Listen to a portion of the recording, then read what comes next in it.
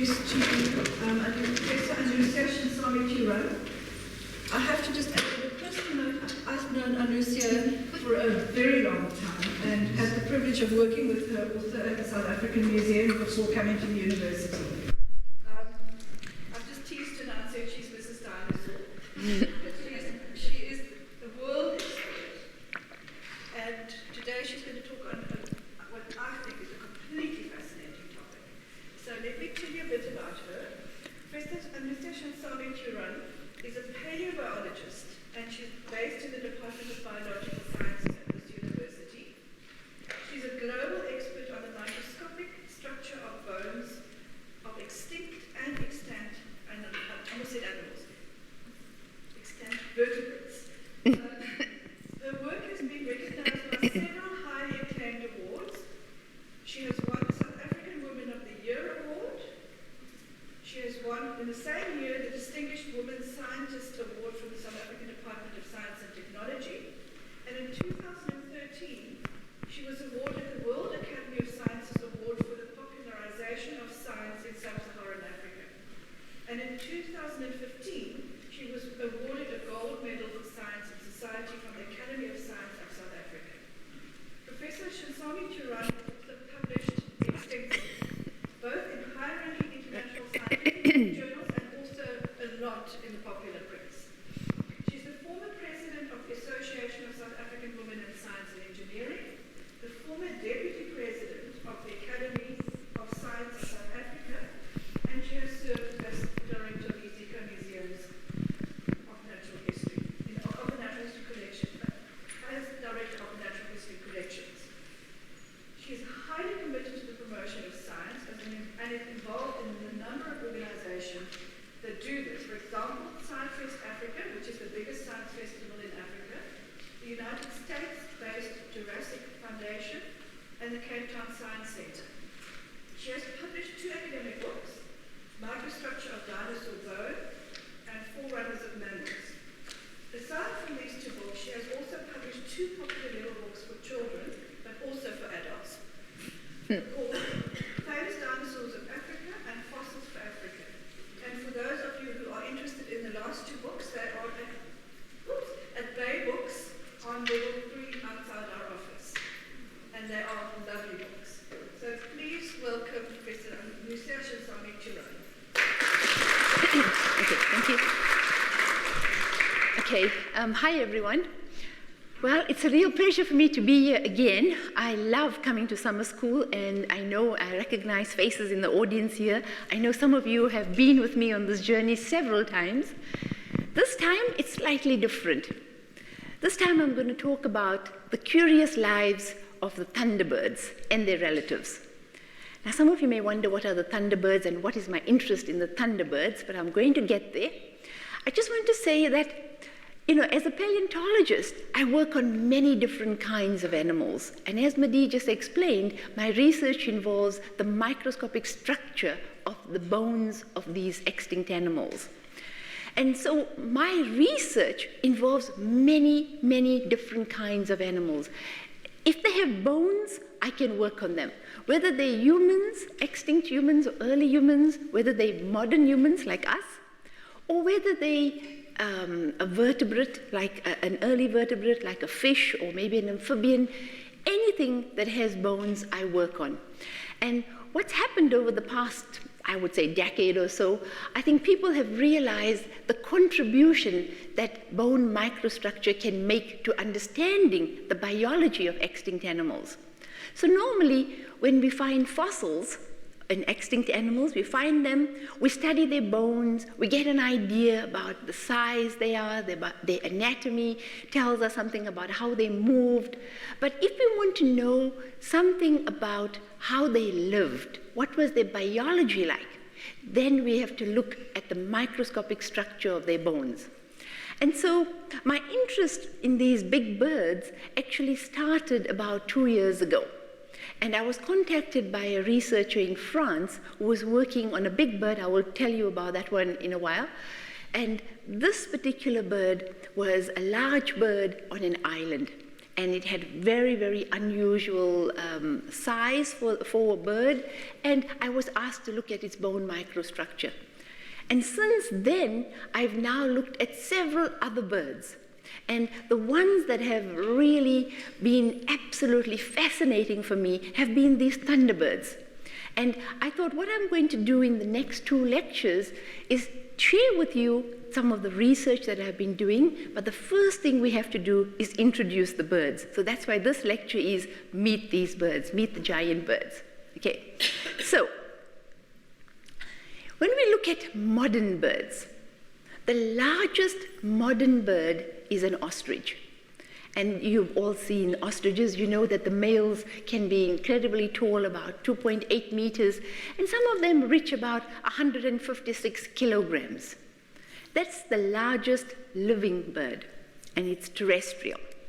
In the marine realm, of course, we have the emperor penguin, and we know that it's not very tall, just over a meter, and reaches about 46 kilograms. What about flying birds? Flying birds, it's either the wandering albatross or the royal albatross. Different sources will tell you one or the other is larger. But these are big birds. They have wingspans of about 3.5 meters. This is what we have in the modern realm in terms of big birds. In the fossil record, it's a completely different story. Until 2013, Argent avis was considered to be the largest bird known in the fossil record. It had a wingspan that certainly exceeded the wandering and royal albatrosses. It had about 5-meter wingspan. It was known particularly in Argentina. That's where its name comes from. It's actually the magnificent bird from Argentina. That's what its name means. Okay? And it dates to about 6 million years old, and estimates suggest that it was probably about 60 to 80 kilograms in body weight. So quite a biggish bird. And from the skeletal elements that were found, it seems to be similar to a modern vulture. But that was not the biggest. Sorry, can I just quickly ask, how heavy is the royal albatross or the wandering albatross? Much lighter, so probably like about 40 kilos at the very most. Okay, in 2014, this bird was described, and it has this name, Pelagonus sandersii, and the pelargonithids are these large flying birds, and I just hinted that there's more than one of them known. So they're different species, and they are these really giant birds that we know of in the fossil record. Their wingspan is about 6.4 meters, so really quite enormous. And we know that this particular bird was actually found in South Carolina in 1983. And for all that time, it just sat in the collections. Nobody studied their bones. And then there was a young New Zealand ornithologist who decided to visit these collections, and he pulled out these boxes, and he realized that he had this extremely large bird, and so it was only described in 2014. This animal is really quite enormous. Here it is. Sorry, I couldn't get a better slide, but it's just one that shows the dimensions compared to other big birds. So here you see it compared to an albatross, compared to an Andean condor with a wingspan of 3.2 meters, a pelican 3 meters, and then of course golden eagles and ospreys much smaller. So they were really very, very big. And here's some of the fossils of this bird that's known. So we have a fair amount. Huh? Sorry, could we turn the light down a little bit? Can we do that? Oh, probably here. So maybe in the audience? I think in the middle. Yeah.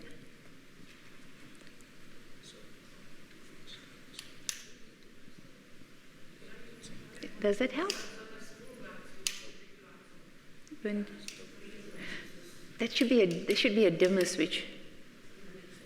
Does that become better?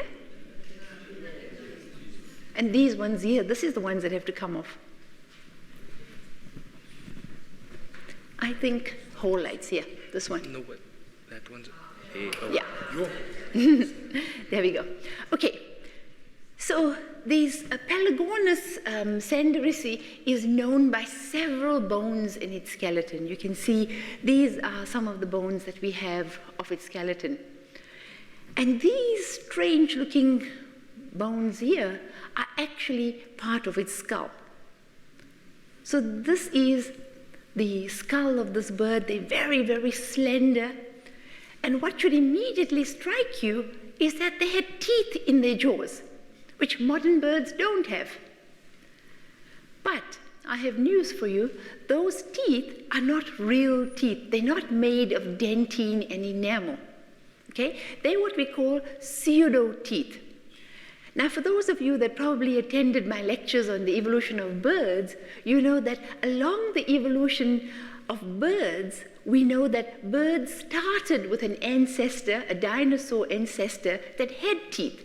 But along the evolutionary history, birds lose that dentition. And that's why we have modern birds without teeth.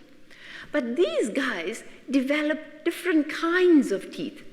And what they have are these pseudo teeth, and these pointy structures are actually outgrowths of their mandible and maxilla. So the actual jaw bones grow out and form these structures. And so I didn't do the analysis. I was trying to get some of these teeth, but I wasn't able to. Somebody beat me to it. And the person who got it did the analysis on those teeth, and he showed very clearly that they are made up of bone. So just like you have bones with bone cells and blood vessels and all these things, these teeth are the same. And so these birds are known as the pelagonothids, and they are a group of them that have these pseudo teeth in their jaws. That is the most distinctive feature about them. And there are a couple of big ones. Here's another pelagonothid. This one, as its name suggests, comes from Chile. Okay? And we know that it's not as large as the sandarisi one, but it also has a wingspan of more than 5 meters. And this one, we know certainly also from the fossil record, dates to about 5 to 10 million years ago. And with those teeth, we think that they probably were piscivores, that they would swim above the ocean and fish like the pterosaurs did. Many of the pterosaurs, the flying reptiles, also had a whole array of teeth in their jaws, which they also used to catch fish. And we think that this arrangement of the teeth in their jaws would have facilitated that kind of lifestyle. So talking of pterosaurs, here's the largest pterosaur known. Look at its wingspan, 11 meters wingspan. It's like a small airplane, really enormous. But they are not birds, they are cousins of birds, and they're cousins of dinosaurs. This Quetzalcoatlus had the largest wingspan of any animal known. And even that large animal, also we have many, many fossils of that Quetzalcoatlus. And compared to this animal, we see Pelagonus is the next largest animal that we know of that flew. And one of the big questions is, how did these giants actually take off? Once they're airborne, we can understand that they probably used the air currents to move. They probably were using the kind of wind that was around at the time to help them fly. But from the ground, how do they take off? And there have been several hypotheses. Currently, what people think for the Quetzalcoatlus is that they probably, so this animal, just imagine, hey, a wingspan of 11 meters and as tall as a giraffe. So there are images, I didn't put one here, but they really were enormous. How did this animal take off? And there have been suggestions that these very large birds, and flying animals, I should say, may have used cliff sides to actually take off and land that basically use the height of a cliff to actually take off. There have also been suggestions, and this is actually from a person who is actually a physicist, and he studied the biomechanics of Quetzalcoatlus, and he suggests that they may have been able to jump to start. So normally birds, even if you look at pigeons, you'll see that when they take off, they have a little sprint and then they take off. And this guy who's the physicist, he seems to suggest that they may have actually jumped to be able to at least get that first step up. Once they are up, they can flap their wings and they'll be able to fly. But again, I think it's still one of those topics that we can never be 100% sure. It's really difficult to understand how do they do it. Even if you look at albatrosses, it's really difficult for them to take off, and especially if it's windy, it's really quite tricky. So that's actually the most energy consumed for a flying vertebrate is when they actually take off. Being in the air is not so energetically costly. It's actually the takeoff that is very, very costly. So who are these thunderbirds? Well, I thought if I actually call the lecture The Curious Lives of the Mirangs, nobody's going to come to the lecture. So I decided to rather call them by their popular name, the thunderbirds. So in South Africa, you probably never heard of the thunderbirds. But in Australia, everybody knows the thunderbirds because they were endemic to Australia. They were these huge birds. Actually, the name Mirangs actually comes from the Taipurang people who call them the giant bird. So that Mirangs actually is an Aboriginal word. And they were certainly very, very prevalent all over Australia. And sadly, none of them around today. All of them are extinct, but I'll come to that. So these giant birds are the Mirangs, or the thunderbirds, and I've really been so privileged to be able to work on this group. So currently, I've published on them. Just last year, we had a paper that came out on the Mirangs. That's when Madi contacted me and said, please, won't I come and talk to you people about my research on these birds? And I'm currently involved in other research on these Mirangs. So tomorrow I'm going to tell you a lot more about them, but today, just to introduce them, they were these big birds from Australia. And they're also known as the dromornithids. Okay, so they are very well-known birds, and we know that they were very good runners because we have many, many skeletal elements. Tomorrow I'm going to show you lots of pictures of their skeletons. They had big, powerful limbs, they were fast runners, and they had these skulls that were really quite big and deep. And when people first saw these big skulls, they thought they were probably predatory birds. But there's nothing about them that suggests that they were predators. And I'll show you pictures just now about the real predators of the Cenozoic, but here we know that these birds had this big, powerful jaw, and we think that they may have just used them to eat the, plants that were very tough. So basically just to crush and grind plant matter. So they are known from 8 million years ago right up to 30,000 years ago, so relatively recently extinct. And what is also interesting about them is that they are such a big group of birds. There are many, many different kinds of these dromornithids or thunderbirds known. And we know that in the evolution of these birds themselves, they changed. So there were changes. Some of them became lighter, some of them became more specialized in their diet. But as a group, all of them were endemic to Australia, not even in New Zealand. New Zealand, and I will tell you in the next few minutes about New Zealand birds, New Zealand had their own big birds. But Australia's fauna are these thunderbirds, very different from the moa of New Zealand.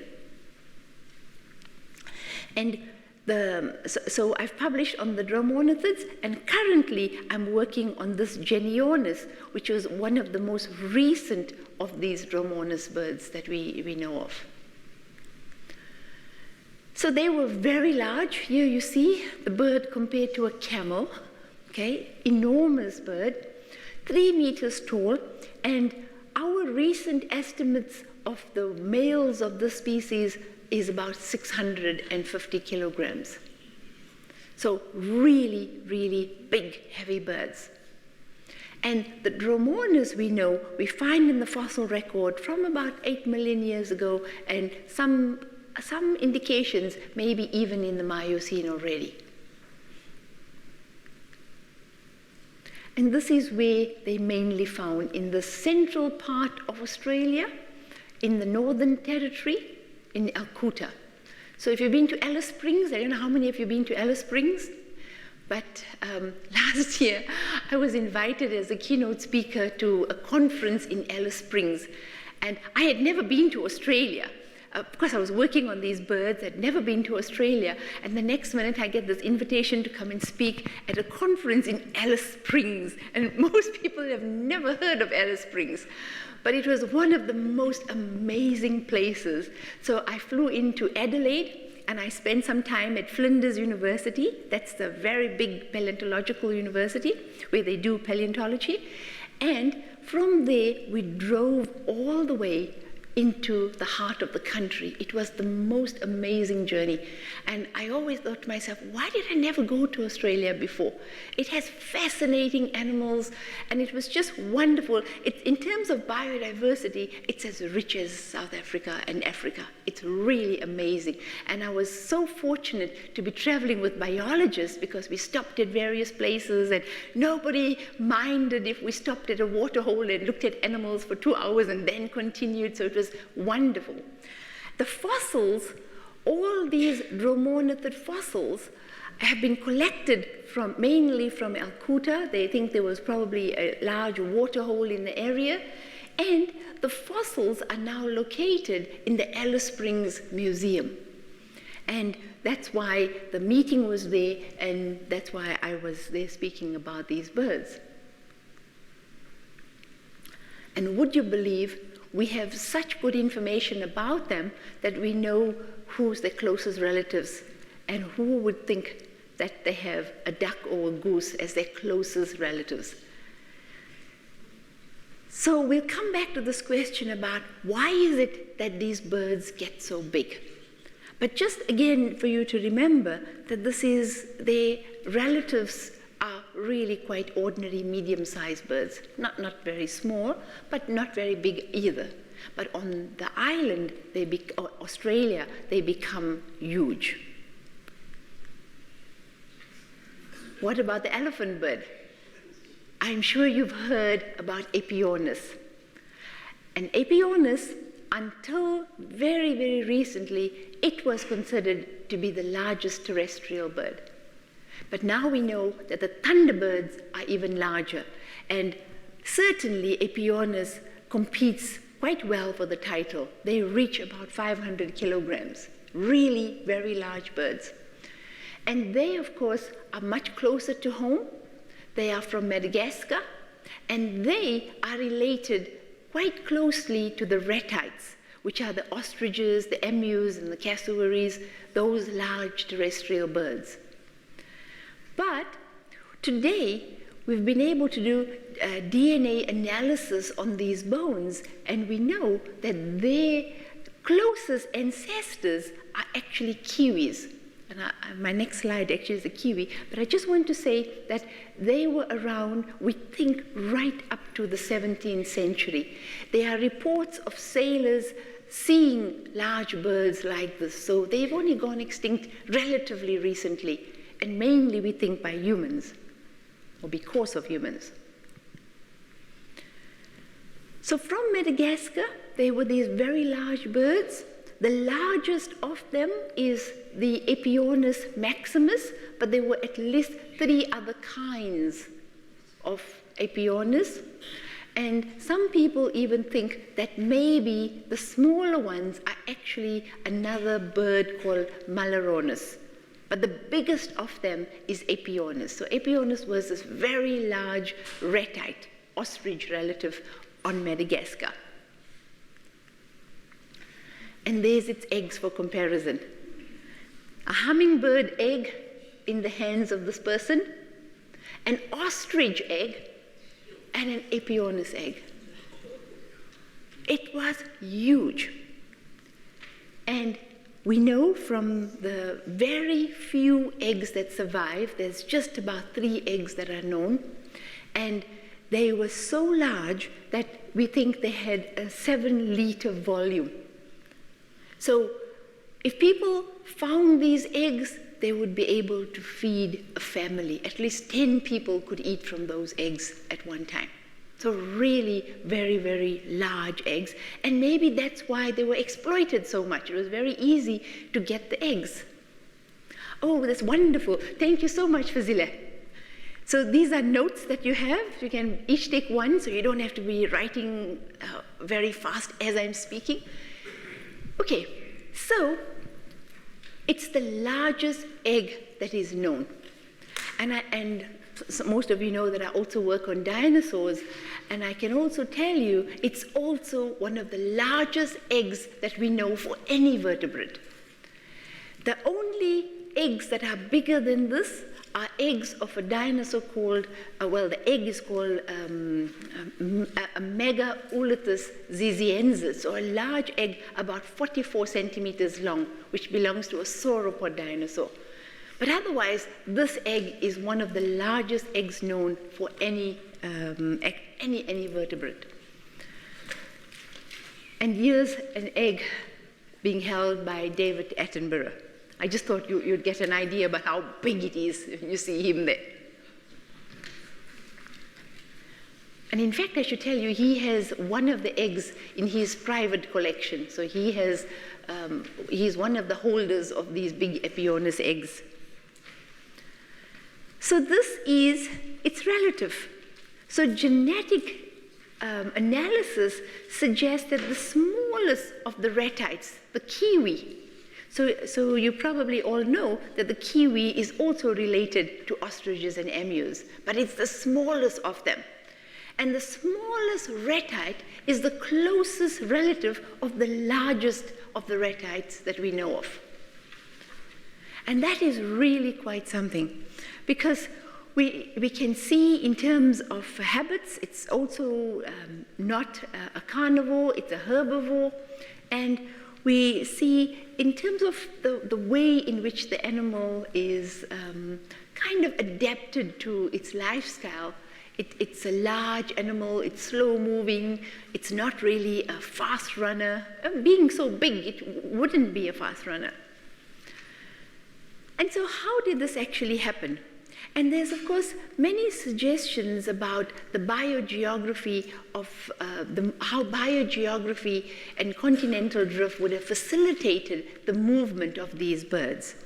And the suggestion originally, first I should tell you, is that we think that the ratites originally emerged in South America, and then they made their way across through Gondwana land. We think that they were able to cross over and then move to Africa, and from Africa to Australia. Okay, so we think that they may have actually been able to do that kind of movement. But we know that if we think about when Gondwana broke up, we know that it must have been a flying bird that was able to make that movement. That the ancestors of the ratites must have been able to fly, because then they would be able to cross these big ocean spaces, even though we know that the earliest ancestors are found in South America. We also know that in the fossil record, they are these paleognathous birds, the group to which ostriches and emus and all these ratites belong, and they were certainly capable of flight. So they became flightless on these continents that they eventually landed on. So the ancestor of these large terrestrial birds was actually capable of flight. And we think that certainly these birds became extinct because of humans hunting them and changing their habitats, destroying their habitats, and we also think that the eggs were collected for food as well. And it seems there is clear archaeological evidence of butchering on some of the bones of these Aepyornis birds as well. But not all of these large birds were actually plant eaters. There were some of them that were clearly terrors. And these birds, called the terror birds, are the forest rushes, and they were abundantly known in South America. There are huge numbers of fossils. Last year I was in Argentina actually looking at some of these birds, and they have a lot of material of these birds. And one of the most distinctive feature about them is the way in which their beak curves down into this pointy structure. Okay, so basically a very good beak for a predator to have. And these birds, we certainly think, were the top predators in the Cenozoic era. And they were dominant in the Cenozoic. And until the connection between North America and South America was established, which is considered to be about maybe 10 million years ago, and the height of the movement of the animals across North America and South America is called the Great North American Exchange. It's when animals from South America and North America were able to cross the two continents because of the land connection between them, the isthmus connection. When that connection was made, you found there was migration across the two continents. And these birds were in South America. There were many of them known. One of them, we know, established itself in North America but goes extinct. But all these birds in South America go extinct because the large predators from North America moved into South America and completely outcompeted them. So they go extinct because of competition. And it's really fascinating to see that also the one that made it across, for a very short time it established itself and it goes extinct also. It's so unable to compete with the mammalian predators of the time. So this particular one is the largest of the forest rushes. It's called Kalenken, and we find its fossil remains in the geological record that dates to about 15 million years ago. And it probably stood between 2 and 3 meters. It was a fairly tall bird, so very good height. And from the skeletal remains, we know that the tibia part of the skeleton was about 45 centimeters. Its skull was very long, about 71 centimeters from the back of the skull to the tip of the snout. And just the part that sticks out, like the beak part, was about 45 centimeters. Just the beak alone, so a very big probing beak as well. And quite a heavy bird, but more lightly built than we've seen in Aepyornis or than the dromornithids. So definitely a bird adapted for more agility. What about the New Zealand fauna? So most young people grow up hearing about the moa when they see the big bird of Sesame Street. I'm sure some of you as parents or grandparents know about the Sesame Street bird. And we think that that bird is actually based on the moa from New Zealand. And this group of birds, there are many of them, there's a whole range of these different birds, and we see that they were many different sizes of them. They were very large birds. They had these long necks, so like an ostrich, long necks, and they had a beak a little bit curved, so not birds that were eating the tough vegetation like we see in the Australian group. So they were also herbivores. And we know that the largest of them, Deinonychus robustus, is actually quite tall, about 3.6 meters tall, but not as heavy as the dromornithids or the Aepyornis. Okay, so only about 230 kilograms. And what was interesting when the researchers began working on these birds, they found there was clearly some sexual dimorphism. So there were certainly some bones that look bigger and some bones that look smaller, even though they had the same proportions and they looked the same. So they were looking like they were a sexual dimorphic species. And sure enough, when they did the analysis, they found out that the larger of them was the female of the species, and the smaller ones were the males, so the females were the ones that were larger. And they also were able to do analysis to understand how these different birds were related to one another. So there's an interesting study that allowed the analysis of these birds. So these are very fascinating new work done on these birds. And we know also from some of the fossil evidence that they had this kind of reddish, furry structures. The feathers were not like a modern bird flying feathers. They become more tuft-like and more like springy, so like hair-like structures rather than feathers of birds that fly. But on the island in New Zealand, there was another big bird. And this bird, we think, preyed on the moa. And this was the Haas eagle.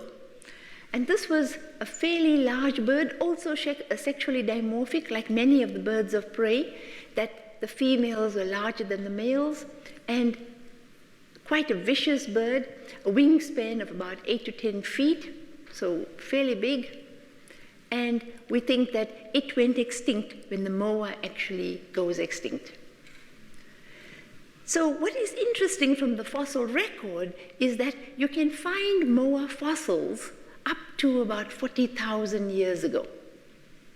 So again, very, very recently, they went extinct. And we think that they basically were hunted out by Polynesian settlers and they were extinct by the 1500s. So not long ago, really completely extinct by about the 1500s. So other big birds that were around, and these are much more deeper in time. This is a Cretaceous bird called Gastornis, and we know about 70 million years ago, so you also probably know that dinosaurs went extinct 65 million years ago, and soon thereafter we see the radiation of these very big birds. So basically a vacant niche opened up, and we see this big size development. And this is another bird. This is the skull of one of these Gastornis, and we find it in a variety of places, North America, Europe, Asia, and it dates to about 55 to 40 million years ago. And the question most of you are probably wondering is, why did these birds become so big?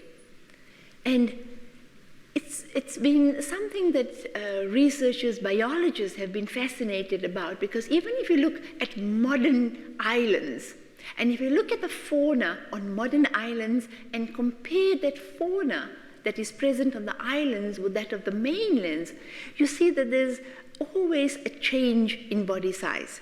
And the changes could go two ways. You could have a big elephant becoming a dwarf. So I'm sure you've all heard of the dwarf elephants. Okay, they were only about this high, and their babies were about that high.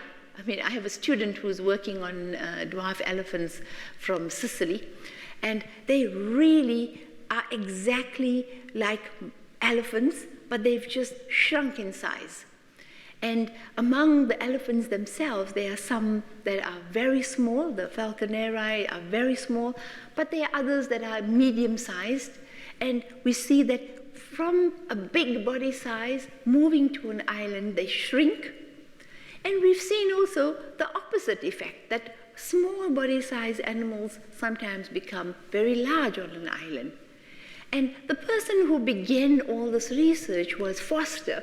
And today, this island rule, or Foster's rule, comes from his research, where he looked at both island and mainland species, and he saw this trend of things that are large becoming smaller, and things that are small becoming bigger. And this is today framed as the island rule. And we know that today it seems that depending on the resources available on the island, it will dictate which direction that body size movement actually occurs. So either the animal becomes smaller or it becomes bigger.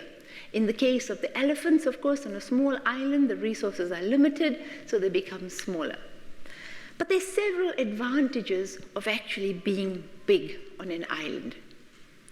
We see that you could have a larger species. It would be able to dominate a bigger niche area. So ecologically, it would be able to establish itself firmer in that environment. It would be able to move greater distances. And usually, in the absence of large predators, we see that birds and reptiles tend to take over those niches.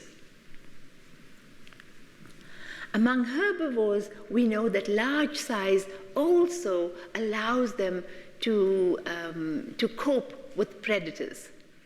So being big on the island of New Zealand would have enabled the moa to kind of not be such easy prey for the housed eagle. But one of the things that we've been fascinated about, and this is my team that I work with, is how does life history changes? What are the changes associated with becoming big? And in a bird, what kinds of changes can we actually see? And so this is what tomorrow's lecture will be, is particularly focusing on the Dromonas, and I will talk to you about what we've been able to find out about the life history of these big birds. And then lastly, I wanted to just let you know that I have a new course beginning on Future Learn. I'm not sure how many of you have participated on the UCT online courses. And this is something that's a free course. I think you have pamphlets that we asked them to distribute some pamphlets. So it's a free course, and it really allows us to talk to a much, much wider audience about, in my case, about extinctions. And so the course was only beginning to be advertised since last week, and already there are about 250 participants worldwide. So it's really quite amazing, because I just love seeing it. I mean, you open up these, the Future Learn platform, and I don't know if you can see it, but I can immediately see who's registering for the course. And you open up and you have a global map, and it shows you who's signing up for the course. And it's just amazing. So after 1 week, already there's 250 people, and I think it's really going to go up. The course is only going to start on the 20th of March, so there's still time to register. And it's really very popular level. So it's short lectures, there are little videos, there are interviews with scientists. There's a whole series of visits to different places. We go to the fossil park, we go to the museum, we go to Table Mountain, and we do all kinds of interesting things that I just sometimes wish we could do in a book, because, you know, some of you know my Fossils for Africa book, and when I did that book, I so much wanted to do like to have these videos and things that go with it, and I wasn't able to do that. But now I have this wonderful opportunity, and it's been a lot of work, but I'm sure it's going to be a lot of fun also. So I hope you will sign up and enjoy it. Anyway, I'm happy to take questions about the lecture, so please feel free to ask.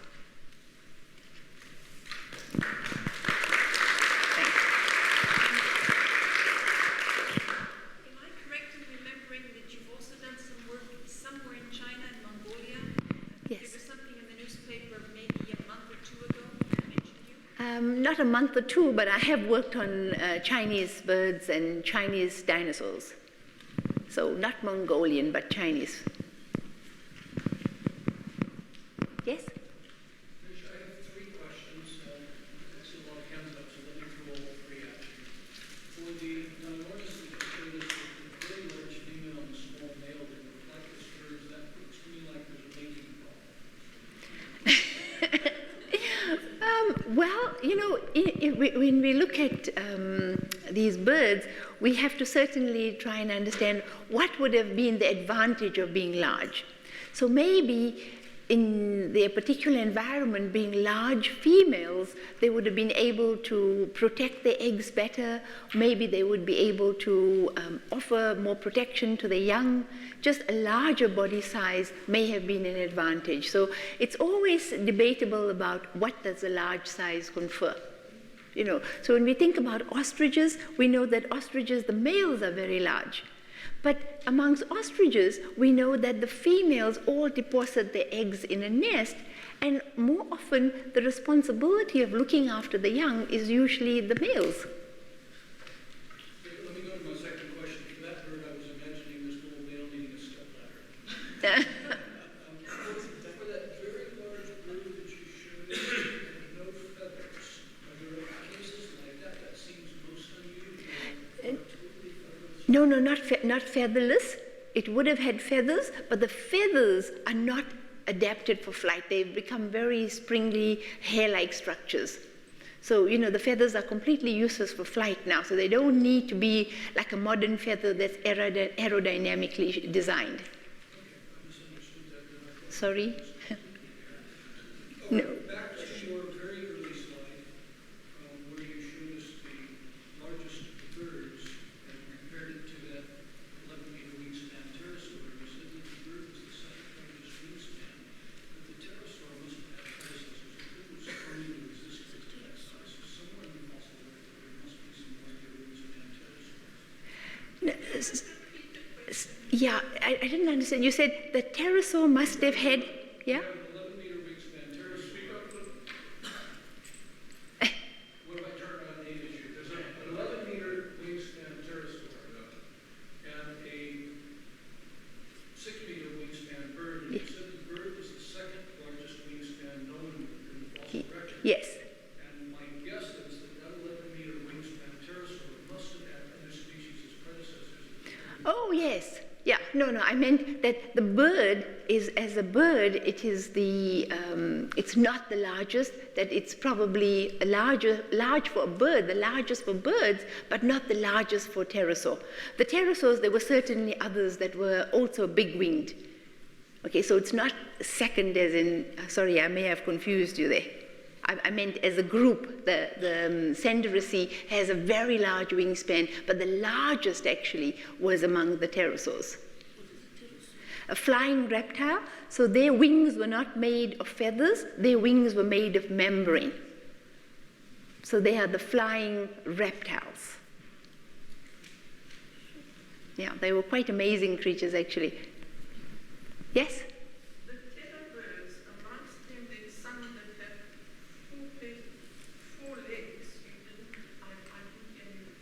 No, they shouldn't have 4 legs. Because when their wings are picture. No, it's just the way they 4 limbs, but they're not really legs. They don't actually reach the ground. Yeah. So, sorry. So just like ostrich, it has its 4 limbs. It makes up its wings, but it doesn't actually use them. So they're like vestigial. They're small, but they don't actually use those limbs. They're part of their skeleton. And if you look at the wing, it's just a wing, but not functional for flight. So it basically is the 4-limb. That's what the 4-limb is.